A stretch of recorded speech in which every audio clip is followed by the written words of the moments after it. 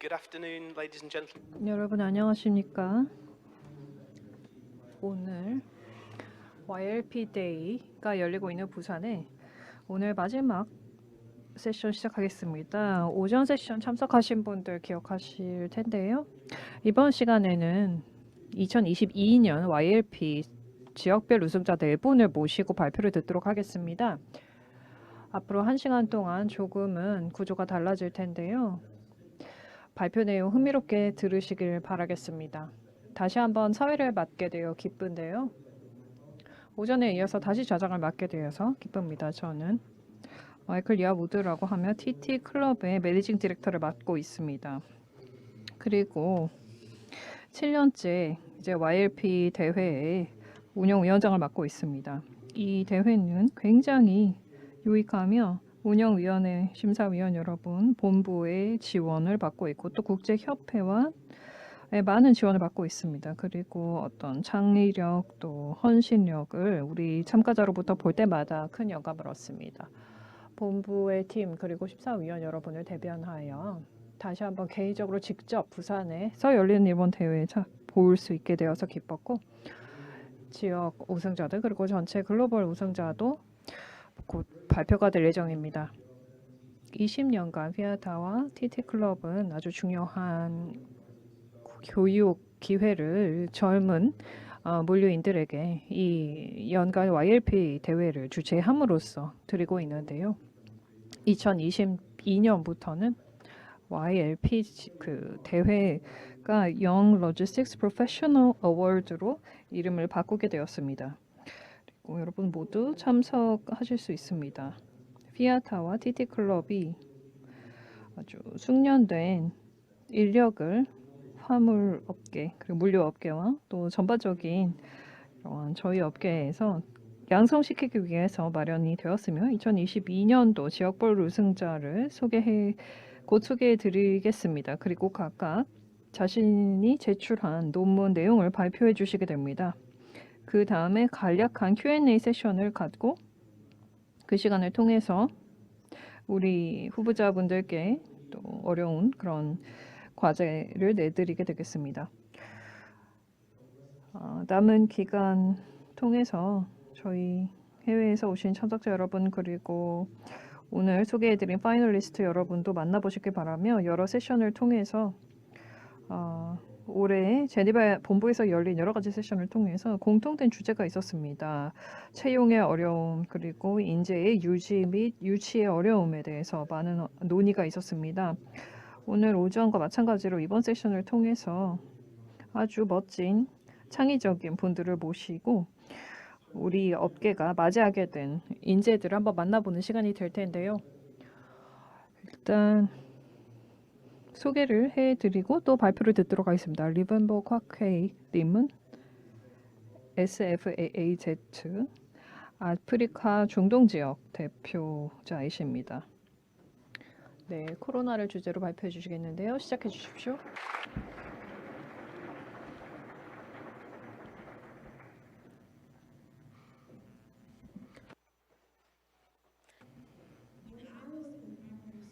제가 초등학교 다닐 때 저희 어머니가 항상 큰 옷을 사주셨어요. 그런데 그게 한 치수, 두 치수 큰 정도가 아니라 세, 네 치수 큰 옷을 사주셨어요.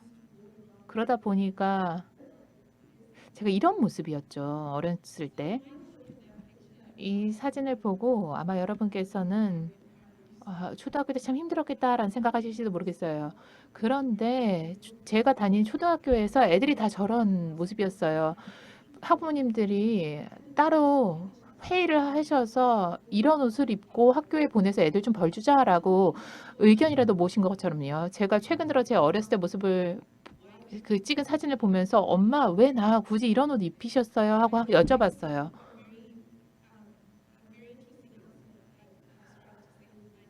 네, 돈을 좀 아끼려고 네가 말 안 들어서 이런 말씀을 들을 줄 알았는데 저희 어머니가 저를 보더니 이런 말씀 하시더라고요. 너 왜 크지를 않니? 왜 잘하질 않니? 그렇게 물어보시더라고요. 제 논문은 바로 그 경험을 토대로 해서 왜 잘하지 않는가라는 제목입니다. 코로나는 우리 모두에게 예기치 못한 사건이었습니다. 그리고 짐바브웨의 경제는 코로나로 인해서 여러 가지 충격을 받게 되었습니다. 그런데 이와 동시에 성장의 영역들도 파악할 수 있게 됐습니다. 우리가 우리 경제를 확장할 수 있는 영역들도 찾아낼 수 있게 됐죠. 제가 이런 부분을 주제로 논문을 작성했습니다. 제가 처음으로 이제 시작했던 부분이 바로 이동 가능한 산소 농축기입니다. 아마 여러분 이제는 이게 뭔지 잘 아실 것 같아요. 직접 소지한 분 보신 적 있으실 거고 여러분도 소지하고 계신지도 모르겠어요. 그런데 이런 제품들이 쉽게 구입할 수 없는 국가들도 많아요. 그래서 제가 한번 이런 거는 가스탱크의 대체품이 아닌가라는 생각을 해봤어요. 짐바브웨에서는 전기 공급이 안정적이지 않습니다. 특별히 오지 같은 경우에는 제대로 된 의료 시설도 없습니다. 그렇기 때문에 성장의 영역을 확인할 수가 있는 영역이 바로 이런 분이 아닌가 싶었습니다. 이 제품을 제대로 이해를 하고 이 제품을 제대로 볼 수 있어야 그런데 이런 부분에 대한 기회를 잡을 수 있을 것 같은데요. 이 제품을 제가 활용해 보고자라고 생각을 했는데 사실 구매를 하는데도 제한이 많다라는 것을 알게 됐습니다. 리튬 배터리는 역시 위험 물품으로 간주가 됩니다. 뿐만 아니라 운송 수단을 생각해 보니까 이 제품을 수입할 때 운송 수단이 마땅치 않더라고요. 오직 항공 수송만 가능했습니다. 그리고 일정한 온도에서 보관을 해야만 하는 제품이었습니다. 제가 이 제품과 관련해서 이런 도전 과제에 맞닥뜨리게 됐습니다. 제 수입 제품은 이걸 선택했고요. 그리고 합금 철로를 수출 제품으로 선정을 했습니다. 두 개 국가에 소재한 두 개의 기업이 협업인데요. 케냐와 짐바브웨 기업들이 협업을 했는데 이 두 개의 기업들이 원자재를 각각 국가의 원자재를 합금을 해서 제품을 만들어서 합금 제품을 만들어냈습니다. 이런 협업은 항상 도전이 따르게 되어 있습니다. 커뮤니케이션이라든지 리아종, 시간대의 차이점이 존재를 하기 때문에 이것이 참 어렵습니다. 이 제품의 경우도 마찬가지였습니다. 또 다른 도전 과제는 철강은 합금 해체 과정을 거쳐야 됩니다. 그러니까 염소에 담아서 완전히 그 합금된 소재를 분리해내게 되면은 더 이상 사용할 수 없게 되는 건데요. 그러니까 최종 수출까지는 거쳐야 되는 여정이 어마어마했던 것이죠. 제가 두 번째 수출 제품과 관련해서 제가 논문을 쓰는 이 두 번째 제품에 대해서 이런 도전 과제에 맞닥뜨리게 됐습니다. 팬데믹은 짐바브웨에만 영향을 미치게 된 것이 아니라 전 세계적으로 큰 영향을 미쳤습니다. 하지만 협업의 기회 그리고 물류 네트워크 발전의 기회가 열렸습니다. 이전에는 그냥 항상 제품을 수입하기만 하는 국가들에게도 이런 기회가 열렸습니다. 넬슨 만델라에게서 제가 연금을 얻었는데요. 좋은 환경이나 좋지 않은 환경에서나 모두 다 배울 수 있다라고 말씀했습니다. 아이들이 딱 맞는 옷을 입게 되면 아주 유쾌한 경험이 되겠죠. 하지만 팬데믹이라는 불쾌한 경험을 통해서 우리는 분명히 성장할 수 있습니다. 감사합니다. Thank you. 네, 발표 잘 들었습니다. 감사합니다. Open it up to the audience. 네, 앞서서 좀 전에 그 철로에 대해서 말씀하셨는데요. 정말 환상적인 아이디어인 것 같습니다. 우리가 이전에 보지 못했던 아이디어인데요. 또 협업에 대해서 말씀하셨어요. 두 개 국가의 두 개 기업에 대해서 협업을 말씀하셨는데 그 부분에 대해서 좀 더 자세히 말씀해 주시겠어요? 혹시 이런 부분 촉진하기 위해서 무역 협정 같은 게 있었나요? 짐바브웨와 케냐 사이에는 7개의 양자 무역 협정이 있습니다. 모두 양국 간의 무역 증진을 위한 협정입니다. 이를 통해서 성장을 도모하려고 하는 것이죠. 여성 권익 신장, 청년 고용, 그리고 관세 비관세 장벽 관에 대한 그런 내용들이 있습니다. 이런 무역 협정들을 통해서 무역 관계가 더욱더 강화될 수 있는데요. 이런 두 기업들이 하나가 돼서 아주 긴밀하게 협력할 수 있었습니다. 감사합니다. 혹시 청중 중에서 질문 있으실까요? 질문이 없으시면 저희가 다음 발표자로 넘어가도록 하겠습니다. 감사합니다. 다시 한번 감사드립니다. The winner is 다음은 카리나 페레즈 님이십니다. 시파 캐나다 그리고 미주 지역 대표입니다.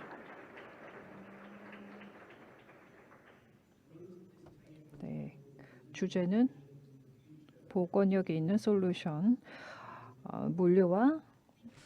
물류업계의 미래입니다. 네, 이 자리에 함께하게 되어서 기쁩니다.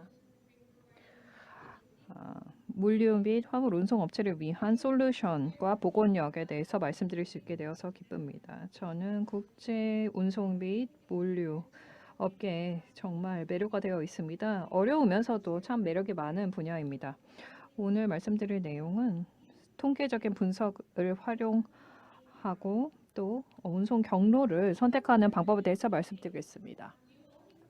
지금까지 다양한 여러 운송 수단을 통해서 우리가 부산에 왔을 텐데요. 여러 가지 선택안이 있습니다. 저는 DSV 캐나다에서 일을 하고 있습니다. 캐나다에서는 전 세계적인 기업으로서 기후 전략에 대한 2021년 상을 수상했습니다. 그리고 저희 DSV에서 하고 있는 노력들에 대해서 소개해드리고 또 캐나다에 대해서 모르실 수 있는 사실 몇 가지 알려드리겠습니다. 캐나다는 세계에서 두 번째로 큰 국가일 뿐만 아니라 또 겨울 천국으로 알려져 있습니다.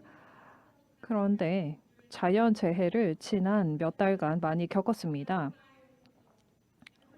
홍수라든지 산불이 발생했는데요.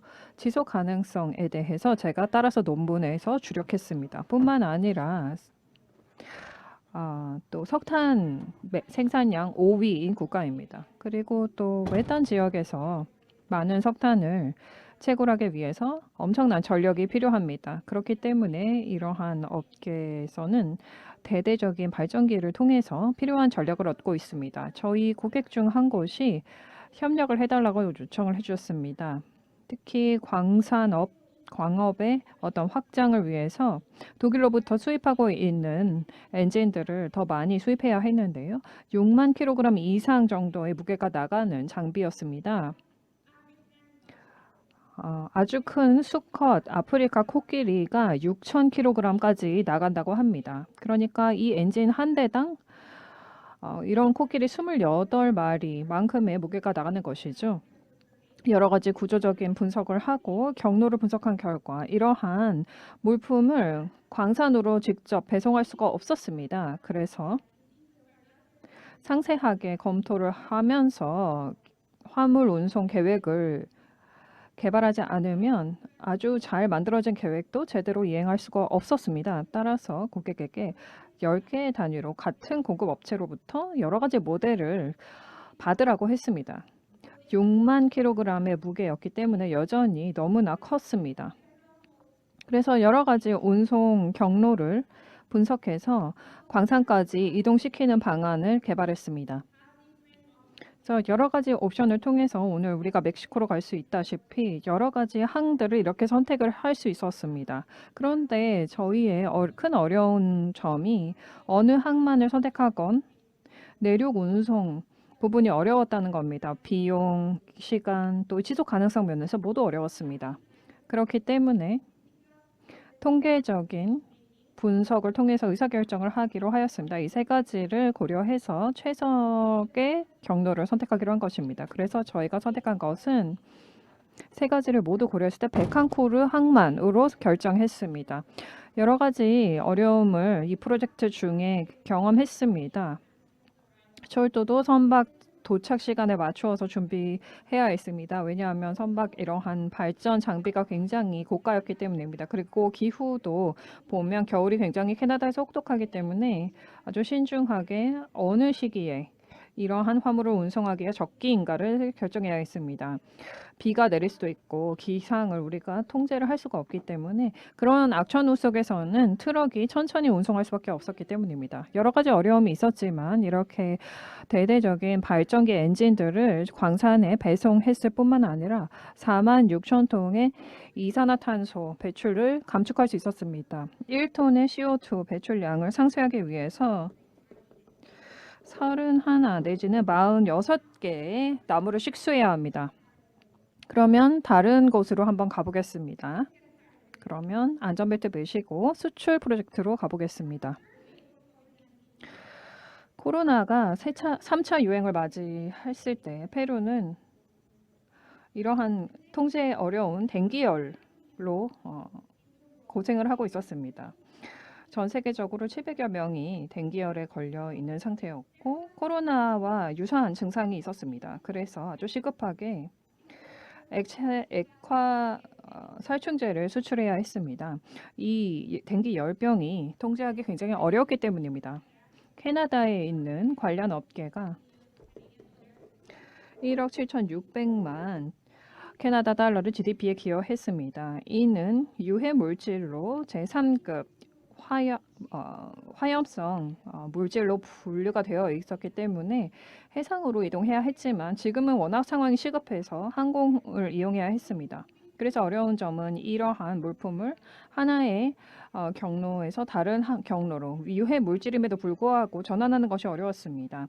이렇게 화물 운송을 항공으로 하다 보면 굉장히 위험할 수 있었기 때문에 어려움이 많았습니다만 잘 해낼 수 있었고 또 물론 여러 가지 어려움이 있었습니다. 왜냐하면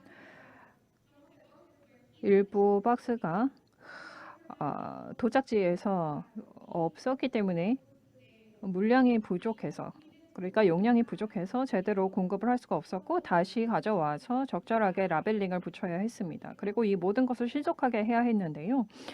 공항에 항공사의 컷오프 기간을 맞춰야 했기 때문입니다. 게다가 이동도 제한되어 있었던 시기였기 때문에 일부 항공기의 어떤 좌석을 올려서 그 아래에 선적을 할 수 있도록 하였습니다. 그래서 항공업계에도 계속 움직일 수 있었습니다. 오늘 말씀드리고 싶은 내용은 화물을 한 지점에서 다른 지점으로 가져갈 수 있는 여러 가지 옵션이 있지만 어떤 옵션을 선택하느냐에 따라서 미래에 영향을 크게 미칠 수 있다는 것입니다. 우리가 구축하고 있는 미래입니다. 따라서 우리는 솔루션을 만들어서 코로나와 같은 일이 생기더라도 앞으로 우리의 삶이 크게 차질을 빚지 않도록 하고 있는 것입니다. 보건력 있는 솔루션을 우리가 구축해서 친환경적인 물류를 제공하겠습니다. 감사합니다.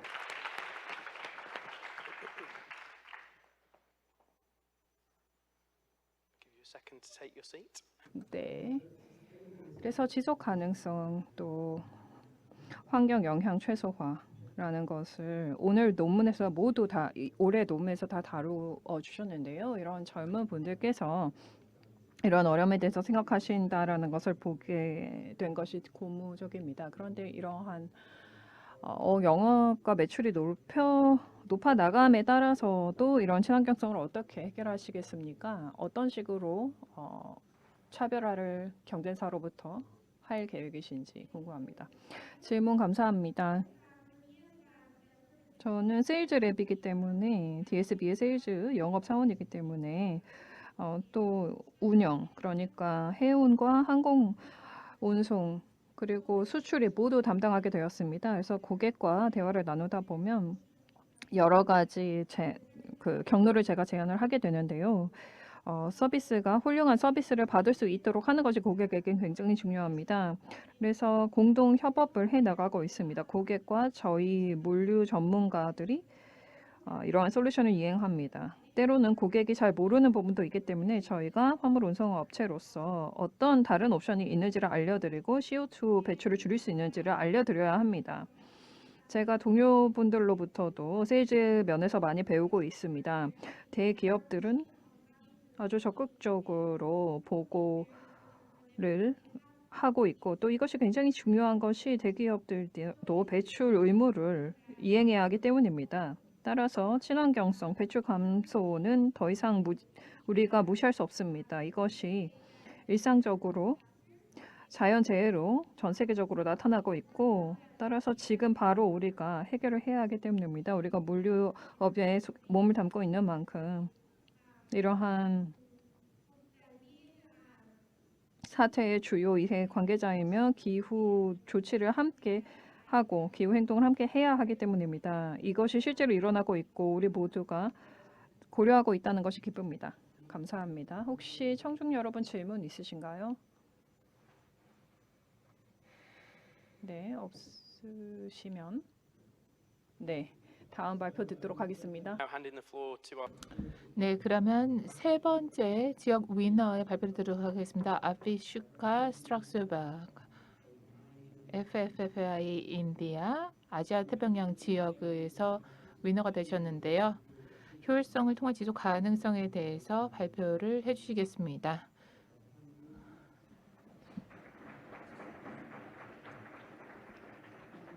감사합니다. 지속 가능성을 물류의 효율성을 통해서 달성하는 것이 가능할까요? 아니면 그냥 헛된 소망일까요? 안녕하십니까? 모든 여러분들께 진심으로 환영의 말씀을 전합니다. 아시아 태평양을 대표할 수 있어 큰 영광입니다. 저는 아비시카 하사바스타입니다. 저는 인도의 젊은 물류인인데요. 문화와 음식 그리고 발리우드로 유명한 나라가 바로 인도죠. 인도는 또 철학으로도 유명합니다. 그중에 어떤 철학이 있느냐? 바로 바수하바 쿠툰부가라고 해서 세상은 한 가족이다라는 말인데요. 근데 물류를 생각해 보면 하나의 가족이다라는 것을 알 수 있습니다. 전 세계 다른 곳에서 왔습니다. 그런데 이런 회의에서 함께 모이고 서로 교류를 하게 됩니다. 서로의 이야기를 알게 되고 또 상호 성장을 위한 방법을 찾아냅니다. 이런 협업의 정신이 바로 제 논문의 주제였습니다. 제가 두 건의 케이스 스터디, 수출과 수입을 다루면서 협업과 협력을 통해서 배후지 도시를 어떻게 변형시킬 수 있는지를 살펴봤습니다. 두르가불이라는 배후 도시가 되겠는데요. 그럼 시작해 보도록 하겠습니다. 지금 보시는 것은 통상적인 인도에서 방글라데시로의 수출 광경이 되겠습니다.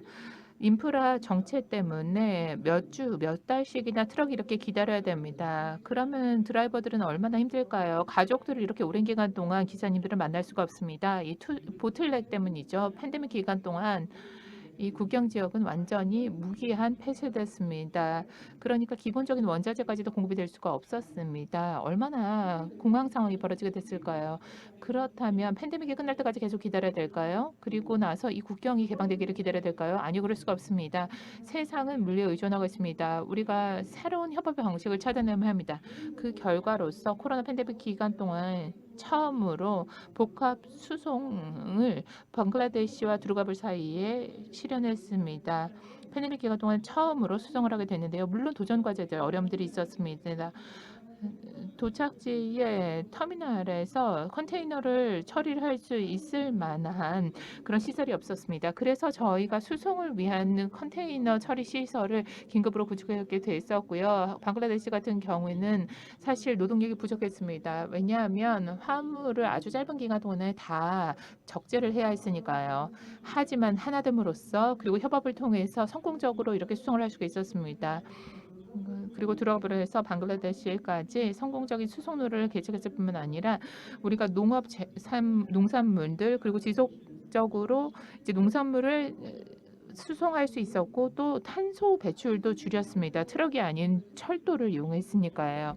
사실 우리가 원래 우려만 하던 상황에서 실제로 영향을 미칠 수가 있었습니다. 우려만 하는 상황에는 무엇일까요? 우리가 통제할 수 없는 요인에 대해서 걱정을 하는 겁니다. 국경이 재개되기만 기다리고 팬데믹이 끝나기만 기다리는 겁니다. 그러다가 우리가 영향의 영역으로 넘어가게 됐습니다. 우리가 무엇을 바꿀 수 있는지를 실질적으로 분석해 봤습니다. 예를 들어서 기존의 무역 로드를 분석하고 적극적으로 이해 관계자들과 소통했습니다. 그렇게 함으로써 우리가 위기의 시간에 성공을 거둘 수 있었던 것입니다. 수출 부문에 있어서도 동일한 접근 방식을 통해서 성공을 거둘 수가 있었습니다. 팬데믹 기간 동안에 운전기사가 많이 부족했는데요. 인도도 마찬가지입니다. 두르가불은 사실 배후 지역입니다. 그러니까 어느 관문 항만이 되든지 간에 수백 킬로미터 떨어져 있습니다. 두르가불 힌터랜드까지 수송을 해야 되는 차량이 수천 대에 달했었는데요. 그리고 영국에 있는 그 파트너들이 차량을 실은 컨테이너들이 이제 제대로 배에 이제 선적이 될 수 있도록 노력을 했습니다. 하지만 문제는 이제 관문 항해에서 두루와불까지 수송이 될 수가 없는 상황이었어요. 그래서 관문 항만에 도착을 하게 되면 바로 콜카타에 있는 철도 터미널로 이송을 했습니다. 거기서부터 다시 두루가불에 있는 곳까지 철도로 수송을 하게 됐습니다.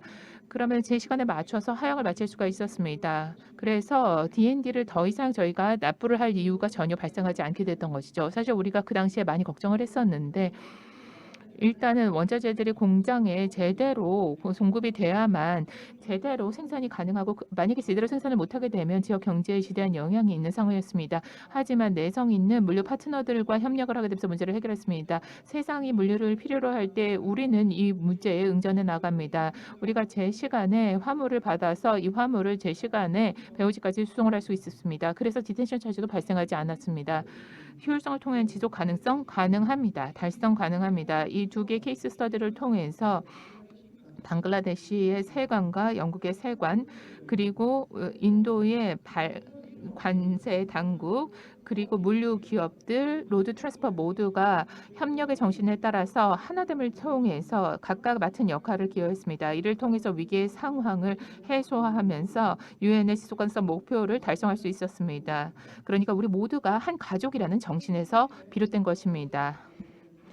이렇게 하나됨을 통해서 가족됨을 이룸으로써 제가 아버지와 함께 이 수상을 기뻐할 수 있는 순간도 맞이하게 됐습니다. 뉴델리에서 제가 그 당시에 물류 산업에서 같이 시작을 했을 때였는데요. 그런데 4년이 지난 지금 제가 아시아 태평양 지역의 위너가 됐습니다. 사실 4년 전만 해도 이런 이야기를 아마 믿지 못했을 텐데요. 여러분 이 업계는 엄청난 기회를 가지고 있는 산업입니다. 여러분 이 산업을 믿어주시기 바랍니다. 우리를 전폭적으로 지원해 주신 데 단심으로 감사의 말씀을 드립니다. 우리가 이런 지속 가능한 산업의 발전을 효율성을 통해서 그리고 하나됨을 통해서 읽어낼 수 있습니다. 경청해 주셔서 감사합니다.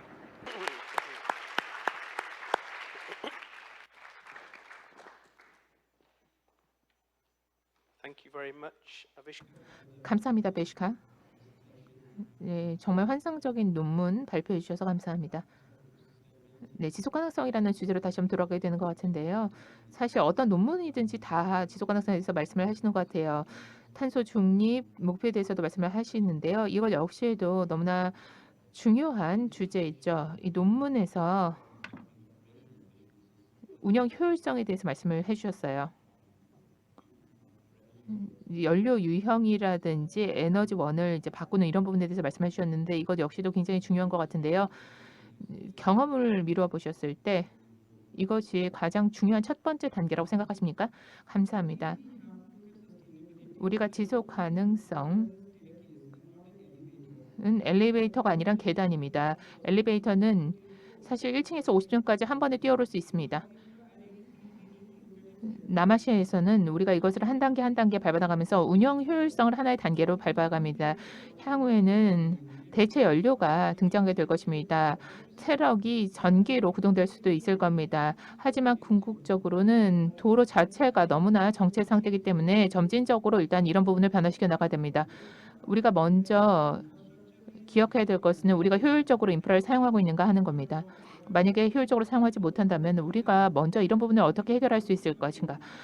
새로운 기술이 도입되고 우리가 향후 점차 성장해 가면서 점진적인 변혁을 이뤄낼 수 있을 것입니다. 네, 그렇기 때문에 운영 효율성이 첫 번째 중요한 단계라고 생각합니다. 감사합니다.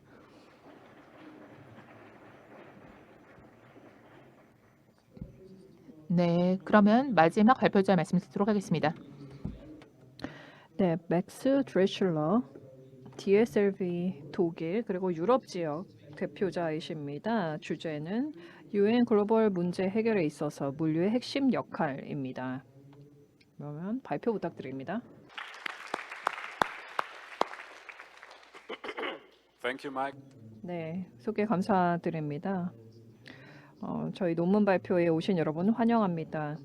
이미 주제는 들으셨기 때문에 저는 생략하도록 하겠습니다. 말씀드릴 내용은 이 주제를 왜 제가 선택했는지 그리고 운송 부문 대해서 제가 논문에서 왜 그 내용으로 자세하게 설명을 했는지 말씀드리겠는데요. 이것을 위해서 먼저 우리 스스로 자문해 볼 문제가 있습니다. 물류라는 것을 어떤 물류 뉴스가 아니라 일반 뉴스에서 들으신 가장 최근 일은 무엇일까요? 그 사고 때문이었을까요? 수에즈 운하에서 막혔던 에버그린호 또는 도로 정체 형상, 모든 운송 트럭들이 몰리면서 고속도로가 막혔다라는 내용일까요? 아니면 대기 오염이었을까요? 운송 부문은 정말 큰 온실가스 배출이 나오고 있는 분야입니다. 예, 그래서 여기서 말씀드릴 부분은 운송 교통 부문이 굉장히 또 물류 부문이 대중 이미지가 나쁘다는 겁니다. 그런데 저는 논문을 통해서 이러한 인식을 바꾸고 싶었습니다. 물류가 정말 중요한 프로젝트에 있어서 또 우리 경제뿐만 아니라 전 세계적인 유엔 문제를 해결하는 데 큰 역할을 할 수 있기 때문입니다. 그래서 먼저 독일에서 쿠후에 있는 프랑스령 기아나에 있는 곳으로 가보겠습니다. 위성 프로젝트가 있었는데요. 이 위성이라는 것이 아주 중요한 정보와 신호를 보냅니다. 예를 들어서 중요한 인터넷 연결을 원격 의료 시스템, 교육 시스템에 제공해서 양질의 교육을 가능하게 할 뿐만 아니라 다양한 정보를 담은 데이터를 보내고 사진과 센서를 통해서 송신합니다. 예를 들어서 작물 재배를 분석해서 세계 기아를 퇴치할 수 있고 또 지구의 대기를 분석하고 또 생물 다양성을 분석해서 기후변화를 해결하는 데 도움이 됩니다. 아주 중요한 위성 프로젝트이고 이것은 물류 전문가가 있어야만 가능합니다. 아주 복합적인 프로젝트이기 때문입니다. 사진에서 보시다시피 아주 규모가 큽니다. 물론 위성에 따라서 다르겠지만 대체로 치수가 크기 때문에 이것을 이송시킬 수 있는 항공기는 124라는 한 가지 종류밖에 없습니다. 그리고 굉장히 고가입니다. 그리고 아주 취약하고 연약한 그런 부품들이 많습니다. 어떤 충격이라든지 주위 대기가 중요하기 때문에 청정룸, 클린룸적인 조건을 유지를 해야 합니다. 그렇지 않으면 이러한 조건들이 운송 중에 충족되지 않으면 위성이 망가져서 다시 운송을 해야 하는 상황이 발생합니다. 그래서 두 번째는 변압기인데요. 독일에서 수출을 한 변압기입니다. 변압기 역시 기후변화와의 싸움에 있어서 굉장히 중요한 역할을 합니다. 전체적인 저희의 목표는 전력 수요를 100% 재생에너지, 녹색에너지로 충당시키는 것인데 이것은 효율적으로 전력을 발전할 수 있어야 하고 또 배전도 효율적으로 할 수 있어야만 가능합니다. 발전소에서 소비 지역까지 효율적으로 배전과 송전이 되어야 합니다. 그리고 이것을 운송하는 것은 굉장히 어려웠는데요. 네덜란드를 통해서 내륙 운하를 이용할 수는 있었지만 이것 외에 독일로 다시 내륙 운송하는 것이 굉장히 어려웠습니다. 너무나 규모가 컸고 높이 5m에 달하고 또 길이는 12m에 달하고 무게는 270톤이 넘었기 때문입니다. 그래서 굉장히 중장비입니다. 그래서 구조 분석을 도로 건설에 대해서 해야 하고 또 무게를 잘 분포를 시켜서 충분히 큰 면적에 잘 고르게 분포가 되도록 해서 잘 또 포장을 하고 또 이동하는 과정에서 깨지지 않도록 해야 했습니다. 그래서 트럭과 철도를 이용한 70m 이상 길이로 차량을 준비를 해서 이렇게 대대적으로 운송을 했습니다. 그래서 이러한 프로젝트를 통해서 물류가 얼마나 중요한지 알 수 있었습니다. 매력적인 분야이고 복합적인 분야일 뿐만 아니라 전 세계적인 문제를 해결하는 데 있어서도 굉장히 중요합니다. 감사합니다.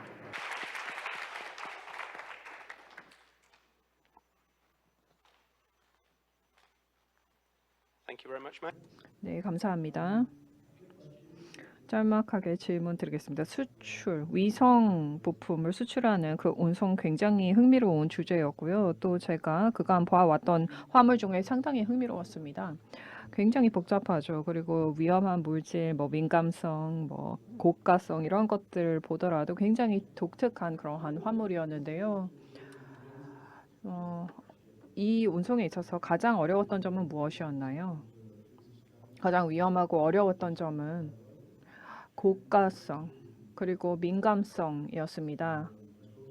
말씀드린 대로 그 충격에만 예민할 뿐만 아니라 각 부품들이 주변 기후에도 상당히 민감했습니다. 그래서 클린룸 조건이라고 하는 조건들을 계속 유지해야 했습니다.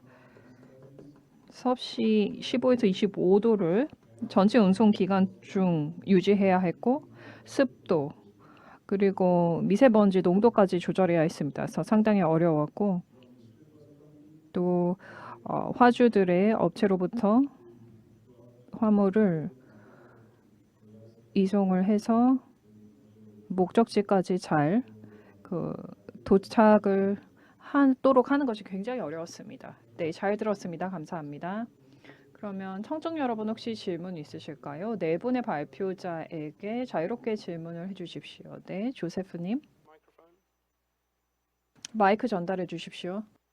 Do we have a microphone? 마이크 준비되어 있습니까? It's coming. Thank you, Mike.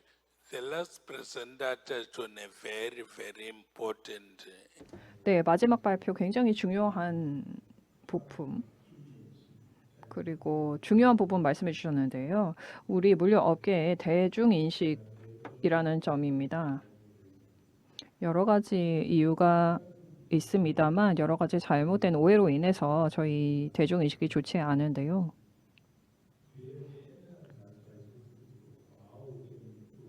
우리가 어떻게 하면 이렇게 물류 주선 업계가 갖고 있는 대중 인식을 좀 더 개선할 수 있을까요? 네, 지금 오해도 많이 받고 있기 때문에 이러한 부분들을 정정할 필요가 있습니다. 네, 저에게 주신 질문으로 이해하겠습니다. 네 분 모두께 드립니다. 예, 물류가 뉴스에 보도가 되는 것은 뭔가 잘못됐을 때 사고가 있거나 오염 문제가 있을 때만 보도가 된다는 것입니다. 하지만 일상적으로는 잘 관심받기 어렵습니다. 배후에서 움직이는 분야이기 때문입니다. 코로나는 그래도 이미지 개선에 조금은 도움이 되었습니다. 공급망이 제대로 돌아가지 않을 때 어떤 일이 일어나는지를 사람들이 알게 되었기 때문입니다. 그래서 공급망이 원활하게 돌아가면 사람들이 조금 더 이 부분을 감사하게 생각하는 것 같습니다. 그런데 우리 모두 좀 되돌아볼 필요가 있을 것 같습니다. 일반적인 어떤 경제 프로세스 그리고 또 물류 프로세스에 대해서도 되돌아봐야 합니다. 슈퍼마켓에 가서 물건을 사기는 쉽지만 어떻게 그 물건들이 그곳까지 도달했는지에 대해서 우리가 잘 잊어버리고 삽니다. 따라서 그 배후에 있는 단계들에 대해서 생각을 해보고 또 전 세계에 이렇게 물품이 배송되는 것들에 대해서 좀 감사한 마음도 필요하겠습니다. 표시관님. 네, 아비시카님도 말씀해 주시죠. 굉장히 중요한 질문을 해주셨습니다. 저는 개인적으로 우리에게서부터 시작된다고 생각합니다. 물리인으로서 우리가 서로와 인터랙션을 할 때, 그리고 다른 산업에서 오신 분들과 교류를 할 때 우리가 종종 물류에는 이런 문제가 있다, 저런 문제가 있다 많이 얘기하지 않습니까? 그런데 맥스가 말씀해 주셨던 것처럼 우리가 잘하는 것도 많습니다. 우리가 업계에 대해서 이야기를 할 때 부정적인 측면에만 초점을 맞추는 경우가 있는 것 같아요. 저는 개인적으로 우리 모두가 물류가 이런 복잡한 세세의 문제들을 어떻게 해결해 나가고 있는가, 그리고 우리가 명예로운 산업으로 만들어가기 위해서는 함께 노력해야 됩니다. 물류 파트너가 누군지 그리고 물류 파트너들에게는 어떤 문제가 있는지를 고민해 봐야 됩니다. 바로 결론을 내는 것인지 아니라 한 기업이 실수를 했을 때 우리가 더 잘할 수 있겠지만 이것이 전체적인 문제일 수도 있거든요. 그러니까 이게 물류에 뭔가 문제가 있다라는 그런 방식으로 접근하지 않아야 된다고 생각을 합니다. 계속해서 물류의 긍정적인 측면에 대해서 조명하면서 다른 영역에 있어서도 좀 초점을 맞춰 나가야 되겠죠. 감사합니다. 네, 좋은 질문 감사드립니다. 저 역시 동료께서 말씀해 주셨지만 동의합니다. 지금 예를 들어서 코로나 시기에 모든 것이 봉쇄되어 버렸을 때 물류는 정말 필수적인 사업 영역이라는 것을 느낄 수 있었습니다. 그래서 전체적으로 물류 전문가로서 우리가 하는 일들은 전 세계에 많은 영향을 준다고 생각합니다.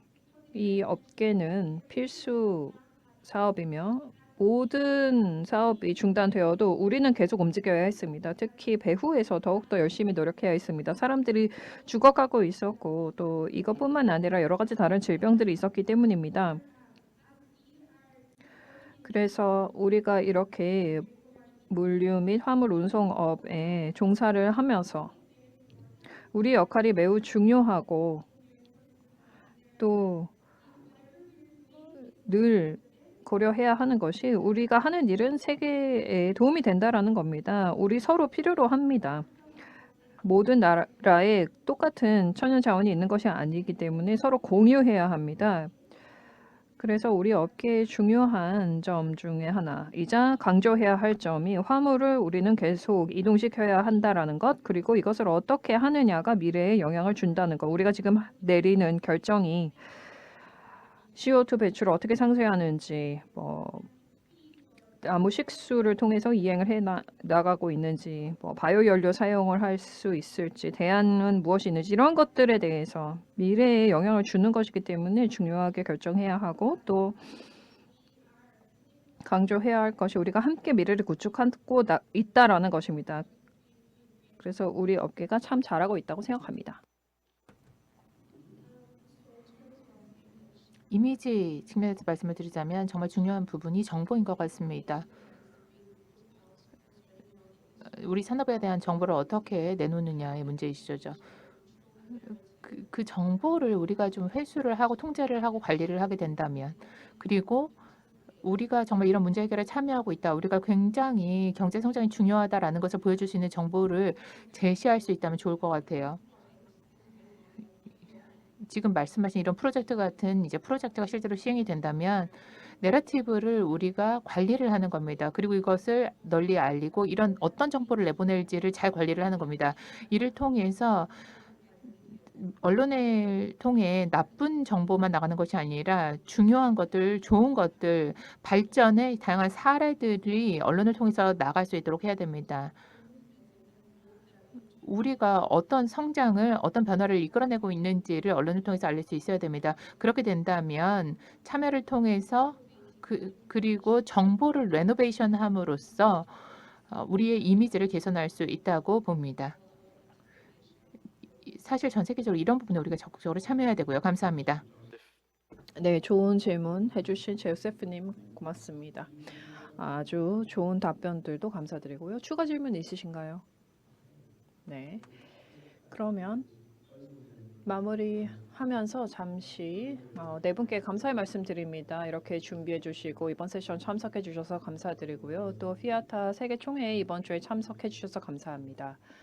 우리 모두 굉장히 감사하게 생각합니다. 특히 차세대 대표가 이런 YLP의 날에 이렇게 함께 해주셔서 기뻤고 또 지역 대회 우승하신 점 축하드립니다. 운영위원회는 피아타 본부팀의 지원을 받아서 2022 대회 올해도 성공항리에 마련이 되었고 또 우승자는 이번 주에 갈라 디너 시간에 발표될 예정입니다. 저와 함께 네 분 지역 우승자 여러분께 축하의 박수 보내주시기 바랍니다.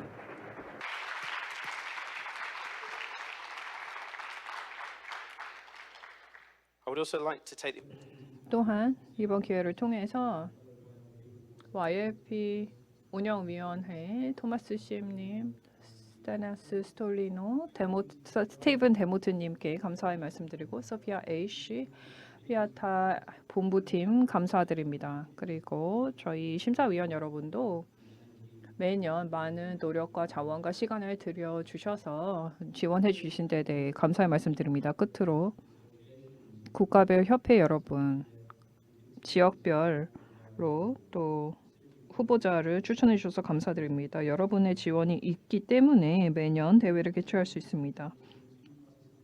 그리고 참석하고 있는데 관심 있으신 협회 여러분들은 여러 가지 요구사항과 조건에 대해서 본부 팀에게 연락을 하시면 지원과 정보 받으실 수 있습니다. 네, 신청서 작성까지 안내받으실 수 있습니다.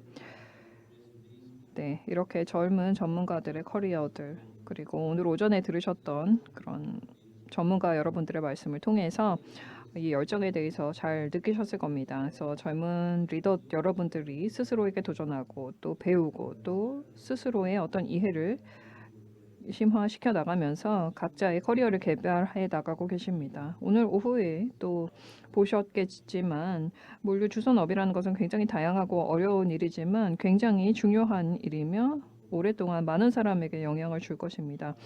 이 업계를 떠나는 사람은 많지 않습니다.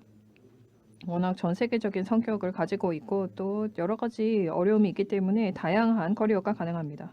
TT클럽은 특히 계속해서 이번 대회에 후원을 하게 되어 기쁘고 지역별 우승자 여러분 2021, 2022년도 우승자 여러분 만나게 되어서 기뻤습니다.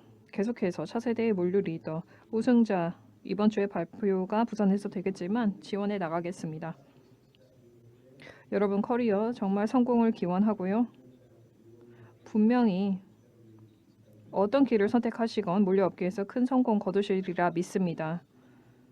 이상으로 오늘 오후 세션 마무리하도록 하겠습니다. 또 YLP의 날도 마무리하겠는데요. 함께해 주신 여러분 감사드리고 진심으로 유익한 시간이 되셨기를 바라겠습니다. 앞으로도 우리 물류업을 잘 받아들여 주시기 바랍니다. 감사합니다.